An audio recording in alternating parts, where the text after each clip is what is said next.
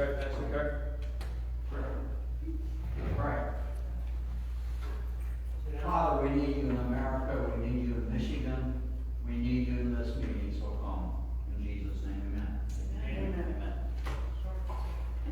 All right. Well, thank you all for coming out to celebrate Aubrey and my anniversary. That's 2 years, and we'll be going out to dinner and doing that afterwards. So figured we had a day today, but then she's along the road. We went to Lockport Township before this, so thought we'd make a couple trips along the way. So anyway, tonight's topic is on design, build, maintain. It's a process for working on the roads here in Michigan. And when I was in my first term, I was basically pitching concern to people in Lansing about how we have this process where obviously the roads are a problem in Michigan, and it seems like they're always falling apart, and there's a problem, and everyone just wants to always throw more money at it. And so I was trying to think, well, what could we do differently than what we're doing now? And my thought was, well, what type of long-term responsibility do people who do a construction of a road have in their projects? And in doing the research, I was hearing, well, there's a 5-year warranty. Okay, well, 5-year warranty, but it's very difficult to enforce. So they have the warranty, they have expectations. If things go wrong, there's a warranty, but it's difficult to say that that was the people who laid the road's fault and not somebody else's fault who might have possibly caused the problem. And then so by that point, the local road agency or NDOT is basically on the hook for the maintenance and upkeep of the project. And my thought was, well, if somebody lays a road, they should have responsibility for a long term. And if they did, they're going to want to do it the correct way early, because we hear they lay it 2 inches deep, falls apart, you have to come back and do it again. Well, maybe they'll lay it 4 inches deep, or maybe they'll be more innovative and come up with their own ideas of how to do it better if they know that their financial stability is on the line. Because they almost have a vested interest in the process as is. And so my first term, I was thinking, well, the private sector is going to love this idea. Well, there's advocacy groups in Lansing, like MITA. They're the people who do the construction. They're the organization that oversees the people who does the construction. And I said, they're going to love this. They come in, we're talking about it, and I was like, oh, I understand NDOT's not going to like it, or the Michigan, Association of Counties, or they may not like it, but the private sector, those guys are going to like it. They didn't like it. I was like, why don't they like this? Well, it makes perfect sense why they don't like it. They want to do a shoddy job and not have accountability. That's what they want. So I finally figured out what's going on with all of that. So I'm telling the people up in Lansing, here's what's going on. Here's why they don't want it to change. Here's why they don't want it to change. And here's why it should change. But everybody in Lansing who talks to us up here, they're going to all say it's a bad idea because they stand to gain from the status quo. They would rather us not have a $6 billion budget for the roads, but instead have a $9 billion budget for the roads. That's what they're asking for, a 50% increase. They say they need a 50% increase. They've gotten between a 10 and 15% increase for each of the last 5 or 6 years. They've already had massive increases.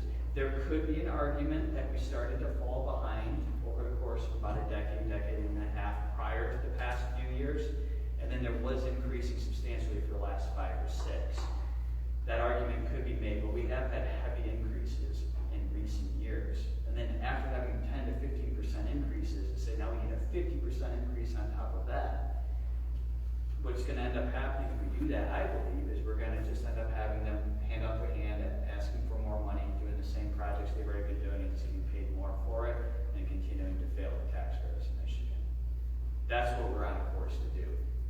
When I hear other people talking about ideas for the roads, it's always about dollars and cents. How can we take money from over here and transition it to over here for the roads? How can we raise people's taxes in order to fund the roads? People's ideas are always, that I've heard, and I don't speak in absolutes often, but consistently regarding dollars and cents for the roads and not how to do it. My argument is we look beyond the dollars and cents and look at how are we using the money and are we using our existing funds efficiently. If you have a project where you just pay them one lump sum up front, they lay the road with certain specifications that they're expecting. You're gonna do it this way, you're gonna do it that way, you're gonna do this, and we need you to do it this, we're gonna have this 5-year warranty that's difficult to enforce, and that's what it's gonna be. And then just on repeat, and then just pay them the money and then keep doing it. That's what we have currently.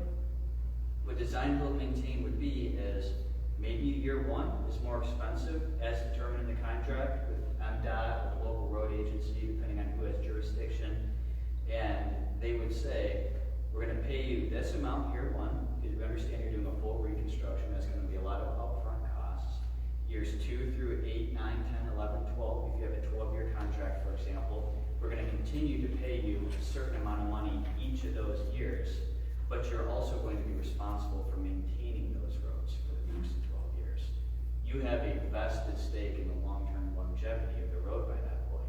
You're not going to want to build something that's going to fall apart in 5 or 6 years if you know that you're going to have to be responsible for maintaining it in years 6, 7, 8, 9, 10, 11, and 12. In years 3 or 4, when you start to see problems, you might do a small budgetary fix to get the roads up to speed before it becomes a bigger problem later.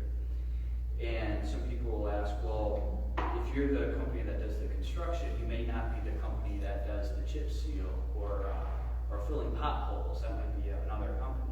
Well, they can subcontract out to other companies who they trust and have their subcontracting with other companies who work underneath them. And that's the whole process of what they would do through design, build, maintain. And then the road agency would be more of an oversight type of role than they are right now. Because right now, MDOT and the local road agencies, they play more of that maintenance and dollars and cents, making market calculations and decisions in our current route. In the route which I pitched, they would be more of the oversight role. Who are we gonna hire to do the project? How much is it going to cost? And what are our expectations? And if they don't make it in their expectations, then what is the penalty? And if the penalty is you don't get paid for years 3 through 12, if it falls apart after years 1 and 2, then you get cut off. And if you get cut off after 2 years, that's going to be on your record.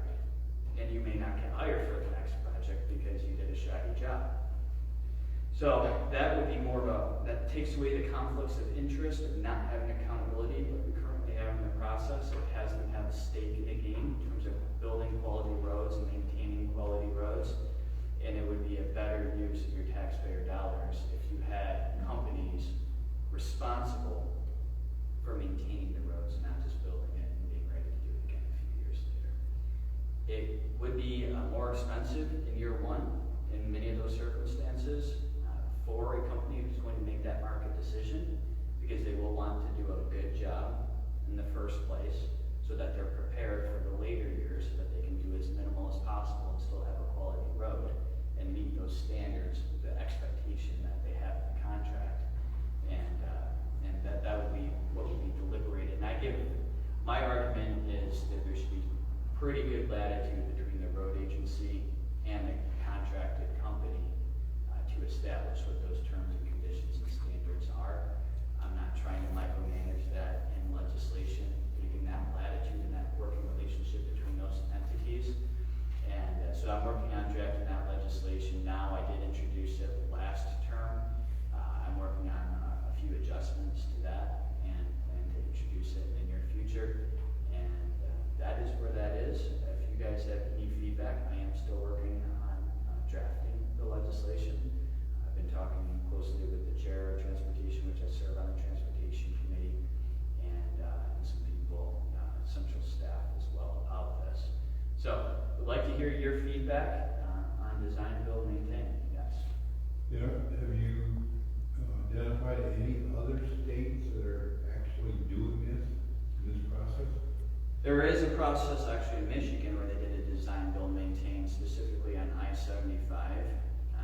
I believe that there was a poor decision that was made in the process, and that's where I get a little bit of a frustration on it, because you can give 90% of the idea and government will find a way to screw up that last 10%. And what they did is they got the banks involved. And with I-75, the project cost millions and millions and millions of dollars for a few miles of massive highway over there. Big project, absolutely big project. And so then they have to pay interest. You know, they take out a loan over years and they're paying interest, that adds a whole lot of money into the equation.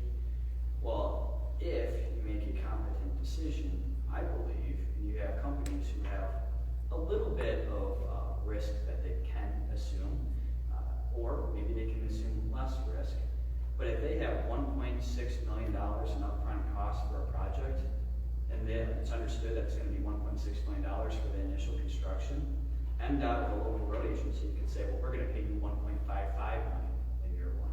You're going to take a $0.05 million, a $50,000 risk. We're going to underpay you by $50,000 because you know you're going to expect profits in the later years. Or they might say, if you said it's 1.6 million, we'll pay you 1.65 million. Somewhere in that ballpark. If you pay them very close to the expense that it's going to be in year one, that way they can make it work with their finances and not need to go to the bank. I think that would be a much more efficient route, but that's not how they did it with I-75. So it's been done on occasions, but in terms of on mass scale, I do not know the state that does it for the entire state. My vision for Michigan too is words shall and may are words that are big in terms of that changes the whole thing. What I'm working on in the bill currently has shall for MDOT, so MDOT shall for the full reconstruction use a design, build, maintain process, and the local road agencies may use a design, build, maintain process. Can I tell you a little story? Yes. It's somewhat related to this, but MDOT, you're familiar with Union on US 12. Yes. They're having issues there with speed going through the community. It's not a town, unfortunately. And they can't get, we found out the state police are in charge of speed limits. Right. It's not MDOT. They have no control over speed limits. So they changed it from 2 lanes, actually 4 lanes, to 3 lanes with a center lane passing lane. Correct. And now, because it's still not doing what they want to come in and put a crosswalk across US 12 Correct. for pedestrians. They would put an island in the middle so that pedestrians that get halfway have a safe haven. Correct. But these cars are coming in at 50 miles an hour, and they're beside themselves with what's going to happen. It's going to cost $400,000 just to do that one little thing. $400,000. We had MDOT at the township meeting a week ago tomorrow. Brian's coming in? I don't remember the names. I really don't. That probably is one of the things. It does seem familiar. But you're going to have a hard row to hoe to get them to do anything except throw money at stuff. Yes. That's exactly what they're doing here. So yeah, it is very dangerous down there. There's a lot of shops and cars go through there. Absolutely, it's like that was the opportunity when you went from the 2 lanes that you have on US 12 to having 4 lanes, 2 in both directions. It became a little bit of a raceway to speed up to 75 miles per hour and pass somebody while it's easier there, while you're going through that busy area there, and that created a very dangerous atmosphere. Since they have changed it and they just have 1 lane in both directions with that turning lane in the middle, things have gotten safer down there. I did work with MDOT to encourage that change successfully, and so people are going through slower now. Not much. But what I'm hearing from the locals there is it is better. It's better. And they are concerned about this island process. What MDOT would argue is by putting that island there, picture it's a very small boulevard right there. It's basically what it would be. Having a boulevard right there, their argument, whether they're right or wrong, would be that would slow down traffic even more. Because when you're coming up with 3 lanes, that turning lane in the middle, if that's what you see, you might continue through at 60 or 65 miles per hour if you're speeding, but once you see that island there, that gets your attention. There's more busyness in the road and it'll slow down traffic some. That would be their argument, Yeah. but it could cause complications for some people who are trying to turn left. That's and then left. exactly right.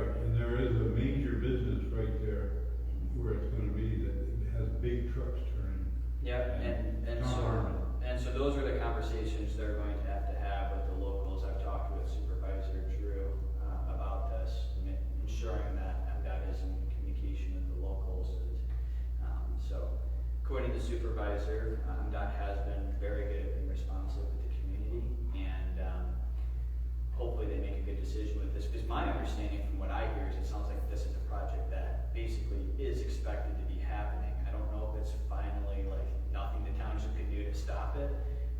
My understanding is it's gonna be state funds that funds this, but with putting that sidewalk in on the south side of the street, maintaining that sidewalk would be left on the locals moving forward. Yeah, With the that's the other issue. Township's gonna have to maintain the sidewalk. Yeah. We're not real excited about that. What's So- the speed limit thing? Does it drop down below 55 there at all? Just 50, that's 50. It drops down 5 miles per hour. Yeah. So it drops down to 50, and people might still be going through at 60 miles per hour as is. MDOT's argument might be you put that in and it might drop down to 50 back. The gal at the bait shop says that she has been in her driveway trying to get out into traffic 15 minutes. Cause everybody over on that side of the county and even St. Joe County come in on 12 to get to Elkhart to go to work. And Elkhart, Mishawaka is just, I mean, it's amazing what goes on there. I put out political signs on 12 a couple of years ago. I was scared to death. Yeah. About speed bumps. Yeah, I don't think speed, but I think that might be a little bit much to put speed bumps in there. I would say, move it over a block. Get in there, John, just, move the highway over a block. Make a bypass, yeah, that would go over real big. A little curve there. Yeah. One of the things that I had a question on, when you develop this legislation about maintain and, build and maintain system, include bridges, because, bridges need to be inspected on a regular basis, and they require a lot more money when you have to repair a bridge, and so that it should apply to all the bridges as well. Okay, yeah, and it would, that arguably might be a longer contract too. You might do a 12-year contract for a traditional road lanes, and then for bridges might be closer to 20 or 25, 30 years because of the expense for how small it is and the, I guess, the infrastructure needs that go into it. You don't want to redo a bridge every 15 years, No, right. whereas Right. you can redo a road every 15 years. So yeah, that's a good point. In the way that I have the language currently drafted, it is a 10-year minimum contract, and I leave latitude to MDOT to decide if they want to do longer, but at minimum it has to be 10 years. In theory, I could do a 15 or 20-year minimum for bridges for their reconstruction or initial construction. I don't envision too many new bridges being made. The bridges that I know of, they're having a hard time keeping up with the bridges they have throughout the state. Some bridges are basically going under and you have to shut them down. They are very expensive. Yeah. But yeah, no, that is something I could consider, and I want to make I'll be texting a note on that. I might add in a clause to have a higher minimum for bridges, Right. unless it's only them got the latitude. Question. And I think it's they're building it now, the turnabout on Lutz Centerville Yes. Road. My question is, to me, that's kind of like in the boondocks. Yeah. I don't remember any, horrible accidents there. To me, I'm sure there have been. I'm sure there has been, but, putting roundabouts out in the boondocks, it's like, do they spend the money so that next year they can get more money? In ways, departments do that. I'm not necessarily sure that's where this is. This is money that is coming from, I believe, 90% from the federal government and 10% local for this project.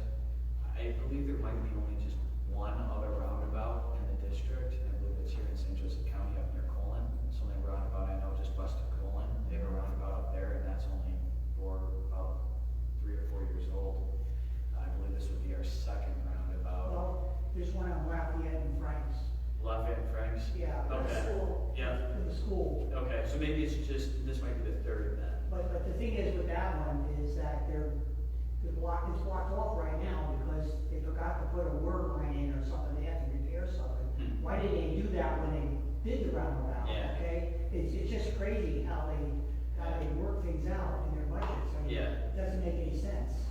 When I've traveled down Lutz Road and Constantine Centerville, my experience has been, I would say, 90% of the time, if not more, I pull up the stop sign, I stop, it's my turn to go, and I go. 9% of the time, I pull up to the stop sign, there's a car that beat me there, they go, I go, there's nobody else in sight. So, from my experience, it is very limited traffic. Lutz is one of the busier primary roads out in the country, it absolutely is. But I don't ever see backups there. Could be during rush hour, like what you're saying down in Union. You might have bigger backups at times that I'm just not used to going through there. So that's unclear to me, but if they have rush hours for work, maybe at certain times it might be more of a problem, but,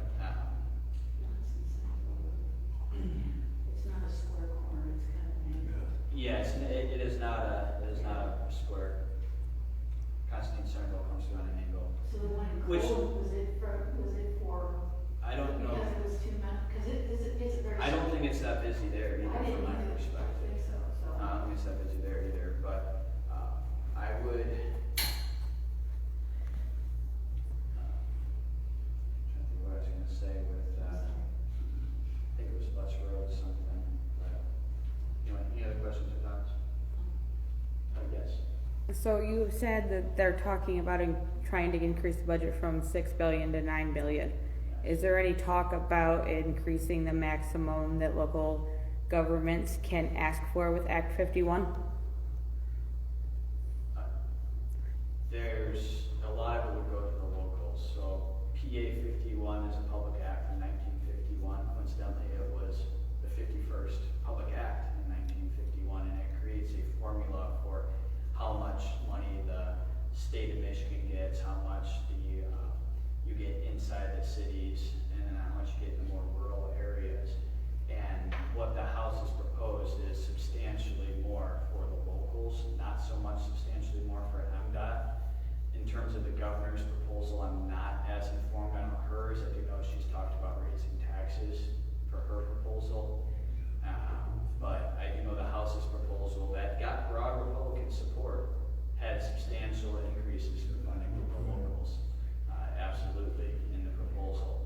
But I believe that $3 billion more than $6 billion is not a fiscally responsible way to just throw more money at what I believe is a failed process. Yes.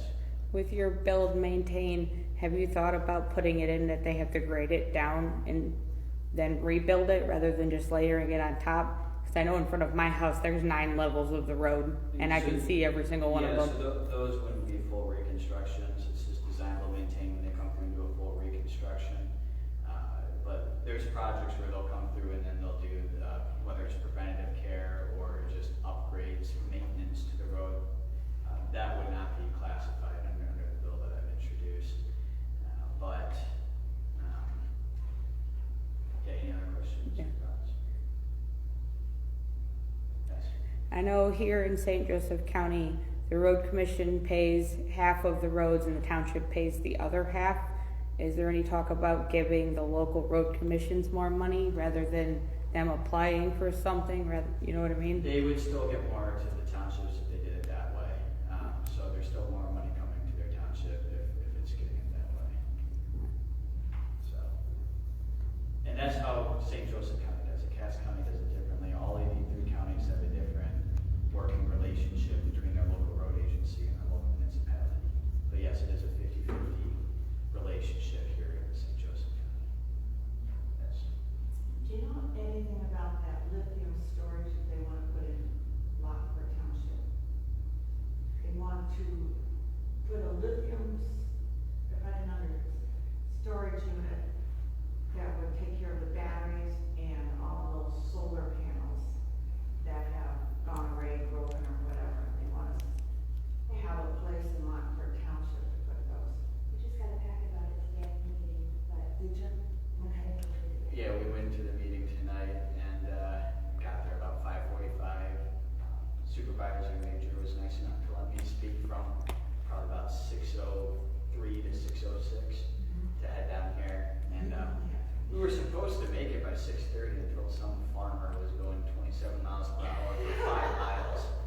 there was a very patient driver behind him. It was not me.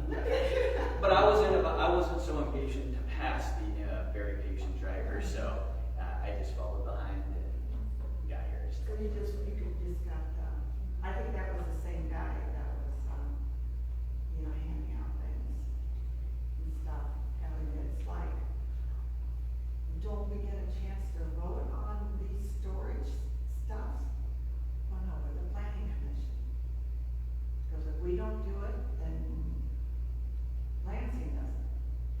They want to be the first to get it done. And I'm like, they're pushing all these solar panels, but then when they broke or retired or anything, they have a problem getting rid of this stuff. It's too bad for our environment, especially the lithium batteries. Did we bring those packets with us? Is that what the lady gave to us? Oh, I see. A lady gave me a packet on that as I was walking out at 6:06. So I'll read up on that. Okay. 606. Yeah. Is it a horse-drawn buggy? Any other questions or thoughts?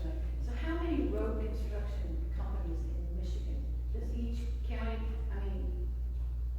have their own, or is there are we There's- limited, or? No, there's several big ones, and I don't know the exact number, but the typical process that they do is the lowest bidder wins the project. And I would like some feedback on that. I do know a con towards my argument, but I sometimes argue that the lowest bidder is not necessarily the best bidder, right? Because what is the quality of their work?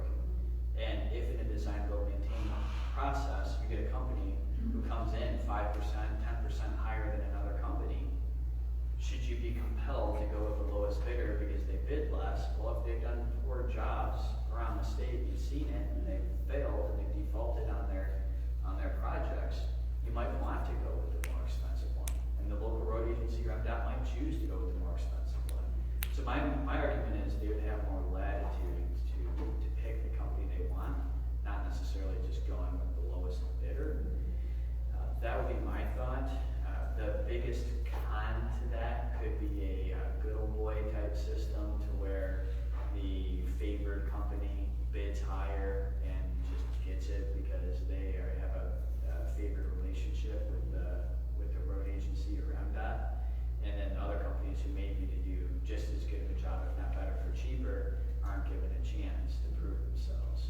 That would be the biggest con towards my argument. So I'm trying to figure out how to kind of balance that pro and con. So where are your guys' feedback? So are these companies bonded so that if they sign a contract and they don't live up to their contract and maintaining it for 10 years, can you recoup, the money or some way?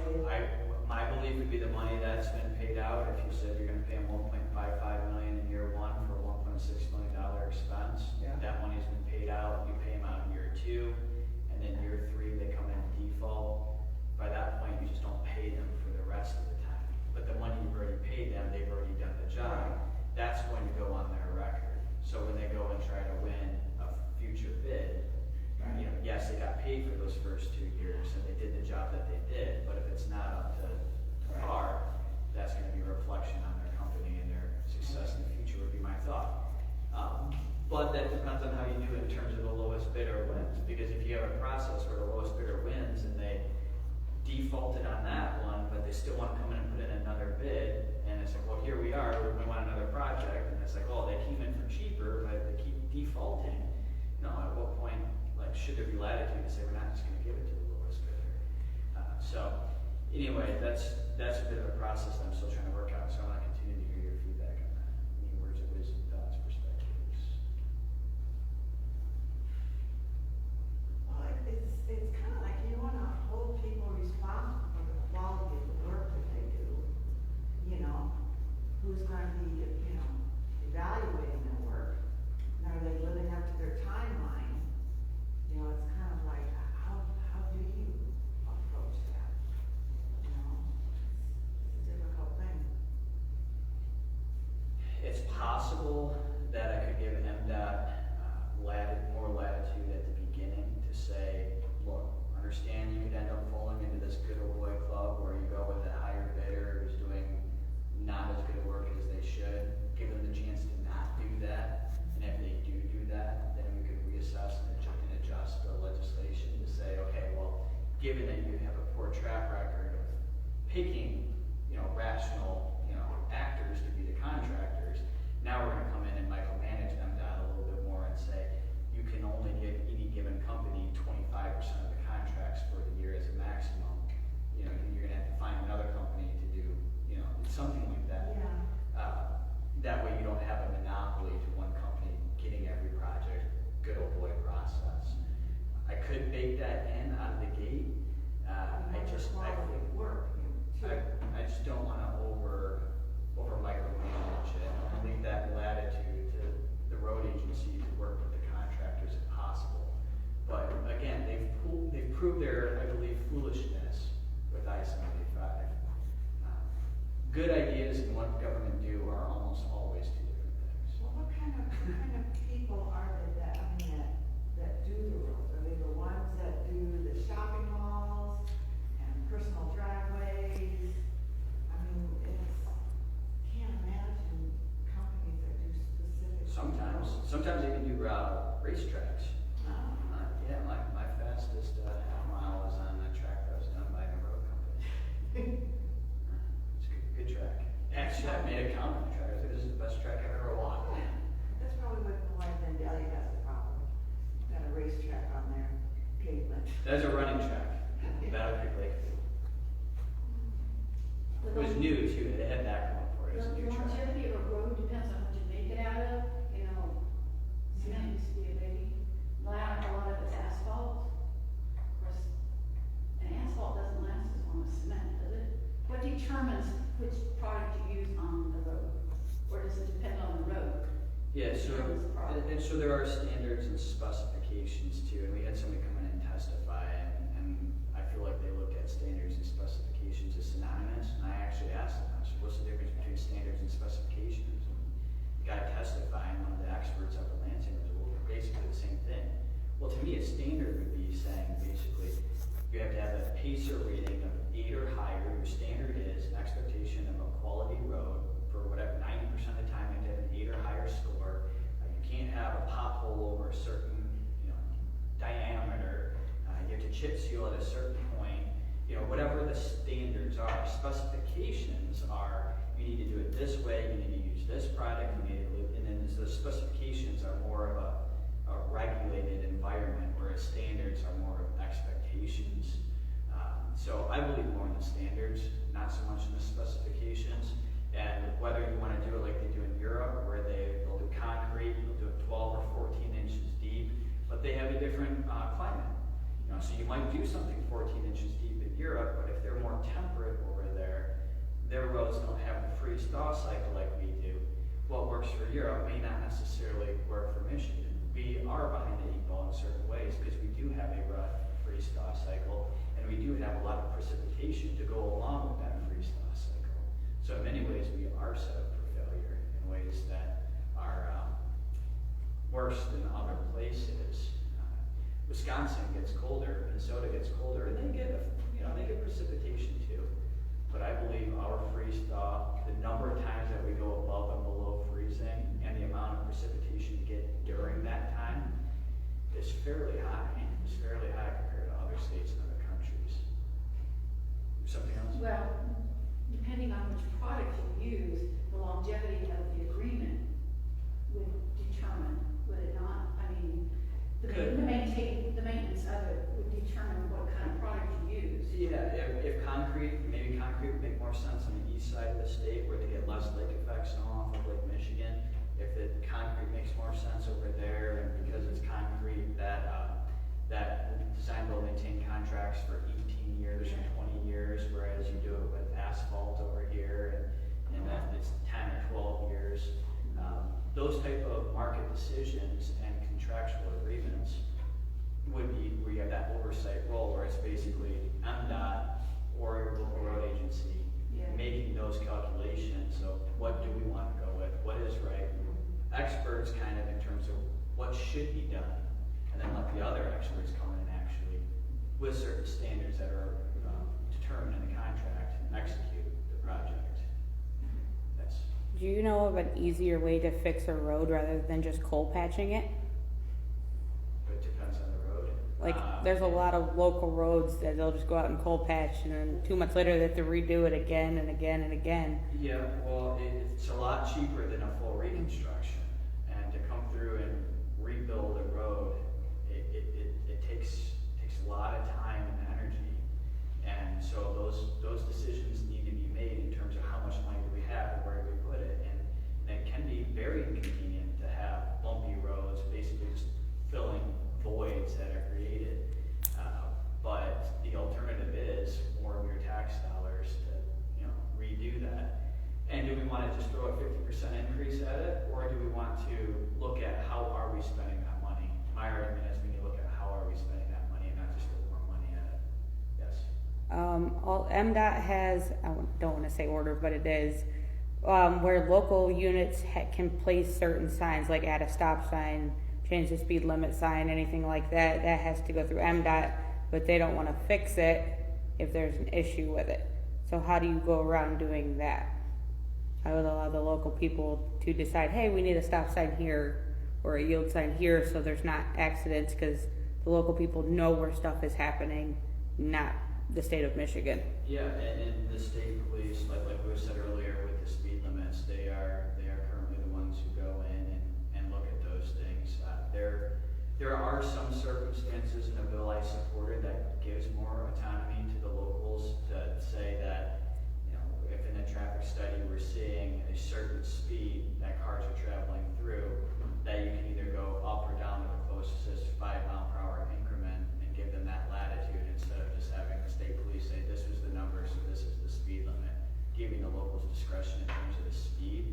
In terms of the signage, I'd have to look further into seeing in terms of the signage dynamics, but I understand your point where the locals know what's going on, and if they want to make an investment, put a sign in a certain spot, at that point I would say they should be paying for it locally, unless, if the state says, hey, we'll fund it, we agree, and that sign needs to be there.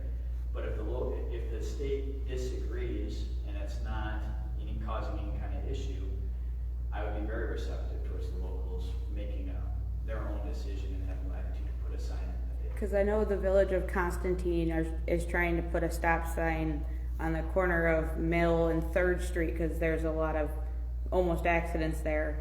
And basically MDOT said there wasn't enough traffic in between that. You could get the whole town of Constantine, the whole town of White Pigeon to walk through there, and it still wouldn't be enough pedestrian traffic is the issue. Well, is there one of those a state road, or are they? No, they're neither both of them are local, state roads? correct. Yeah, so it makes sense that the locals should be able to make that decision, but again, the locals would be paying for that sign by that Yeah, point. they were willing to, but MDOT told them no, so. Okay. Well, I'm very interested in that situation, looking into that further. Will you make a note of that, Aubrey? Yeah, What were the roads? I believe it was Mill and 3rd Street in Constantine. No, you can with that crew chill, Trevor, you can. You see this? I get to bring my wife on our anniversary to take notes. This is great. I'll say they have meetings twice a month. It's always the first Monday and the third Monday. Okay. Yeah. Thank you. What else do we have? I have kind of a follow-up question. What's happened in regards to, the hearings that you were holding on corporate welfare? What's been the outcome of that? Certainly have played a pretty heavy role in impacting the court of public sentiment on these issues and exposing the problems. The MEDC, Michigan Economic Development Corporation, also known as the Michigan Economic Department of Corruption,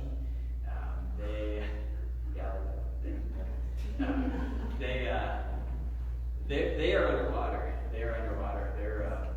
I think 15, 20 years ago, a pretty heavy majority of Michiganders would look at a system, which, again, they are sold with millions of dollars, taxpayer-funded money, by the way, and promoting. They'll say, this is economic development, this is going to create jobs, this is going to be good for the community, and it's going to have a trickle-down effect that helps everybody. And so this economic development where the state of Michigan centrally plans and makes these market decisions, I'm adding in mine a little bit there at the end, is going to be better for the economy if we make these market decisions around the state. Bless you. And so they do that, and people just hear their side of the argument, and I went off on my tangent, my perspective, but if you hear it's going to create jobs and everything's going to be better, and you have experts selling it and using your tax dollars to promote their economic development, which I call corporate welfare, people are like, oh yeah, it's going to create jobs right here in the community. That sounds great. Oh, that's wonderful. Oh yeah, we need that. And what would we do without that? That would be a great opportunity for our community. But you don't look at the tax dollars, which there's fleecing the people of Michigan in order to give money to special interest groups to do these types of crony deals, often ties with Chinese Communist Party and otherwise. And so the MEDC is much more unfavorably seen today. It's probably a little bit more, in terms of Republican circles, are more prone to being opposed to MEDC right now because Gretchen Whitmer is the one kind of, the MEDC works, they get their money through the Michigan Strategic Fund, which gets their money and is basically it's run under the governor's umbrella. And because of that, you know, Whitmer has been a massive corporate elitist. She works very closely with them. When she's going overseas and going to other countries to try to attract businesses to Michigan, and a lot of Democrats will defend her, well, we want to bring jobs to Michigan. That's a wonderful thing. Well, if it costs $1 billion or $100 from every man, woman, and child taken from us to give to one company to move to Michigan, and they're going to bring 700 jobs along with them. What about that $100 that you didn't have to spend on your family, to spend locally at a small business in your community, to hire somebody to do work around your house that you'd like to have done? What about all that economic productivity that doesn't happen because they stole all that from us to give it to their chosen friends? All that goes unseen. But Gretchen Whitmer will tout that. She's going overseas, and she's a hero, and she's going over there and creating jobs as the perspective. Not to me. That's robbery. That's theft. They're stealing from us. Well, the MEDC and Gretchen Whitmer, they go overseas together and make these pitches. And when you make a pitch to a company in another country, it's not that they're so talented. They just go over there and say, hey, the taxes in Michigan are this, but here's what we have to offer you. We're going to give you $200 million up front. And we're going to make sure that you get a 50-year tax abatement because the local township, we've already talked with them. Everybody else in the community has to pay the full tax rate. But if you guys come over here to America, come right here into Michigan, and you either have to pay 50% of the taxes everybody else has to pay, or they might just give them a full tax abatement. They don't have to pay any property taxes. And so they attract them with a lucrative deal that everybody else doesn't get. But you know, what else is really worse is that they go to China and have China come here under those same terms. And that's what, I mean, the Chinese government is have these companies that they're coming into our state and then dictating the terms of how you have to live. I mean, this makes it. Well, and when the Chinese companies are working on things like technology, whether it's a battery for a vehicle or solar panels, and then they put little devices in them, or they have the ability to put devices in them that can track and gather information and report back to China. Like in hospitals, I heard a report from somebody, it was less than a year ago up in Lansing, we had somebody come in, and they were saying that, and this is off topic from that, but in the hospitals, if you want to get your blood pressure checked, and if your blood pressure actually is 140/80, you go into your blood pressure taken, they can put it in that machine, China could put it in that machine, say it's 153/92. Just going to adjust it a little bit. Based on this person, we wanted to say this. They have the capability from China to override us in America and have our medical answers about our health manipulated. China has that ability with our machines we're using today in hospitals. Very dangerous. Very dangerous. So, anyway, Goshen is falling through. May not happen at all. Marshall is in limbo. May fall through. I would say it's safe to say that I'm leading the charge to take what might have been, a certain percentage of the guarantee it, but I'm fighting the fight. I'm the chair of the subcommittee on corporate subsidies and state investments. So when we look into these things and when we apply public pressure, when we have locals from the community come in and testify, and we have experts testify, and then when we have experts on the other end testify on their end, I get some pretty good. That's some of my favorite footage I get is when I have the experts on the other side say something and I catch them in a bad spot. Those are like my best videos. So, but yeah, people in Michigan are very receptive to the message and looking to fight this as best I can.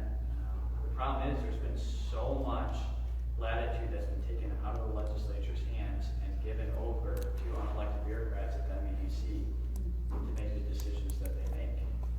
That's just what's happened, and then we're stuck with this cronyism. We need to get rid of the MEDC, so I'm trying to do that. When you were talking about, the battery plants, there was a lady that owned a horse farm. Yeah, she testified. Does she still own it, or did they take it via eminent domain? Because she had, that was just a crushing thing for her to lose a family. Wasn't it a family farm for many years? Oh yeah, she has very expensive horses up there, and oh man, what is the final conclusion with her property? I feel like she's still on it. I think she's still there. Heartbreaking. She had all kinds of intimidation and pressure to move. And it was Ford and China together doing it, right? Yeah. And the township. Yeah. And Jim Chapman, he lost his re-election after the township supervisor. He actually, so I invited the new township supervisor to come testify as well, and he did. And I invited Jim Chapman to come, and so staff reached out to him, and I was like, hey, do you want to come testify? The committee would like to hear your perspective on what's going on with the battery plant up in Goshen, the Goshen battery plant. And he said, oh, absolutely, I'd love to be there. You let me know when and where I need to be, and I'll be there. And so he gave an unequivocal yes, excited to be there, share his perspective. And I told my staff, like, if he knows I'm the chair, he might not come. He just simply might not be there. And I had a meeting with him, and so he knows who I am. And I asked him a simple question, some of you may have heard before, but I asked him, I said, when you compel taxpayers in Michigan to give money to one private company for their private sector activity, is that more of a free market process, or when that decision is made, is that more of a centrally planning type of decision? And he just kind of scowled at me. Is that more of a free market process or more of a central planning process? Or what is it? And you know the answer. Well, what do you think it is? And he didn't want to answer it. I asked him like 3 times, back to back, 3 times. And so just stuff like that. And then finally, Joe Fox, who's another state representative up near there, he was in on the meeting. And Joe said he needs to get a 20-minute meeting. The plan was I would start out for about the first 15 minutes, just hit him on economics, and just share the perspective from an economic perspective. And then Representative Frisky and Representative Fox would close out the last 15 minutes with whatever, to conclude. And Joe Fox said one thing. And Joe's a gentle giant. He's like 6'3", just a big kind of burly guy, but wouldn't hurt a fly. And he just asked very peacefully, "What's your legacy going to be?" That's all Joe asked him. And Jim Chapman's like, "I've had enough. This meeting's over." And I'm like, "You gotta be kidding me! After 15 minutes of me grilling him on economics, and then Joe peacefully asked, what's his legacy going to be? And this meeting's over. He's gone." And I'm like, whoa, but geez, Joe, gosh, you're so come on, Joe. You didn't do anything wrong. But Jim was triggered by that. And so anyway, that's my experience with Jim Chapman right there. And then so when he found out I was the chair, he immediately canceled it, coming to testify. But I would ask him those same questions publicly. Is it more, I would ask him. When I was up there with Representative Frisky, Representative Fox, I asked you if compelling taxpayers to all chip in for one private sector company's benefit is more of a free market process or central planning. I was just curious. We had 3 years to reflect on that. Well, what do you think? Is it more of a free market process or more of a central planning process? I would have asked them that right there in committee, and he didn't want to answer that question. There's no good way to answer that question, because there's nothing good about the corruption in that project. There's nothing good about it. It is one of the most corrupt things in our society is the corporate elitism, which is not free markets, and then people on the other side of the aisle will point and say, look, it's free markets, that's the problem. Look at these filthy rich guys who are just taking advantage of the rest of society. This isn't free markets. If you get rich off of fair and honest trade, more power to you. Let's have a business-friendly environment with less rules and regulations and an opportunity for people to thrive and not pick winners and losers and steal from the taxpayers to the benefit of certain individuals. And if you get rich, more power to you, but don't do this corrupt stuff. And that's what we need. But that's not too much discussed in society, but it's becoming more of people's interest. When you mention taxpayers, the taxpayers' monies are coming, is that more the money coming out of our property taxes or our state income taxes? Because like if somebody that lives in Michigan and works in Indiana, they don't have to pay Michigan taxes out of their paycheck, correct? So They have to pay both. Okay, so the property tax is about $16 billion, about $13 billion of it stays locally, which in ways, from these corporate handouts, from the tax abatement perspective, you can make a very compelling and accurate tangential argument that they have to pay more in property taxes, that $13 billion statewide that's paid in local property taxes. If one company gets to move in and pay a reduced rate, that means everybody else has to pay a higher rate in order to make up for that budgetary shortfall. So that $13 billion in local property taxes could be closer to 12 or 11 billion if those companies were not getting their abatements. And so yes, property taxes, but then there's also just the revenue that the state of Michigan gets. People pay through their income tax, pay through sales tax, and it goes to the state in multiple different ways. yeah, I was just thinking about, okay, if somebody rents in Michigan and works in Indiana, how is it that they're paying taxes other than the grocery stores and stuff like that? They pay Michigan income tax. They pay Michigan income tax on those monies. They don't pay Indiana tax. Oh, okay, And okay. property tax, and Yeah. sales tax where they're spending on Right, here, they'll pay right. sales tax when they go to the grocery store down there. They may not pay property The tax. store. Property tax directly, but they're paying indirectly to the restaurant. Yeah.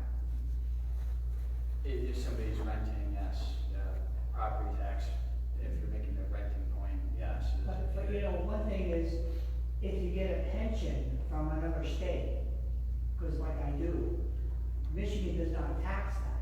But if you live in Indiana, they tax out-of-state pensions. Okay. There's a difference there. I don't know why, but that's true.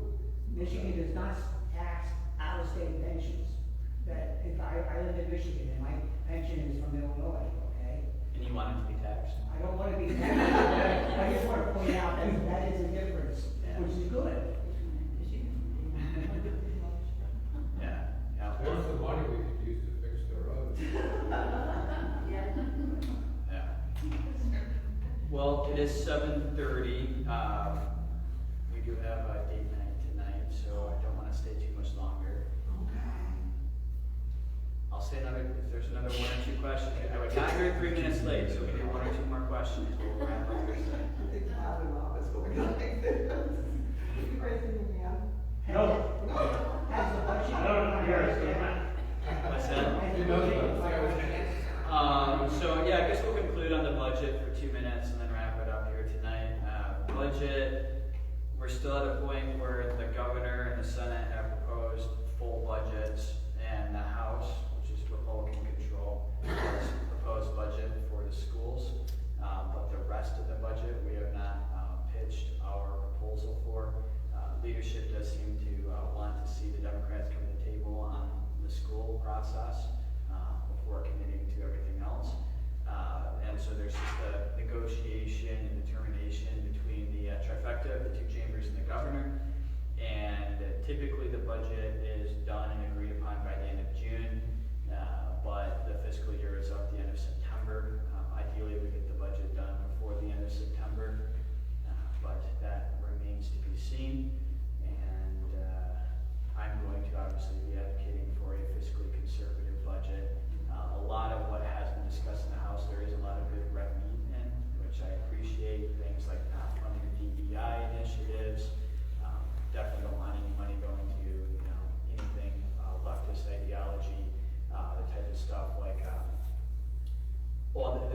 one of the big ones that I have, which doesn't get talked about much, is the minority small business owner grants, where we regularly give $10 million to minority small business owners, but in order to qualify, you have to be of minority color skin. So, based on your race determines your eligibility. And I don't believe that we should have racism in our budget. That's my perspective. So, if we're going to have a $10 million grant program that anybody can qualify for, and you have to apply and get approved, if your skin color doesn't play any factor in that determination, that would be more appropriate. I would rather not have the $10 million grant program, but certainly not a racist $10 million grant program. So that will be a deal breaker for me. I need to see no racism in the budget, but we did have a Speaker of the House last term who did it anyway, despite me making a whole lot of noise. As some of you may realize, I made a lot of noise about wanting to see that racism out of the budget, but he did it anyway. And had the Democrats been in control, I would have had to make a whole lot of noise again this year, but I have very high confidence that we will not have racism in the budget this year. And if we do, I think we voted no, and I will be pretty upset about it. But anyway, still working on the budget. We'll see how it goes. Good to see you all tonight. Again, thanks for sharing and celebrating our anniversary with us tonight. And us to Strawberry and I from here. Thank you.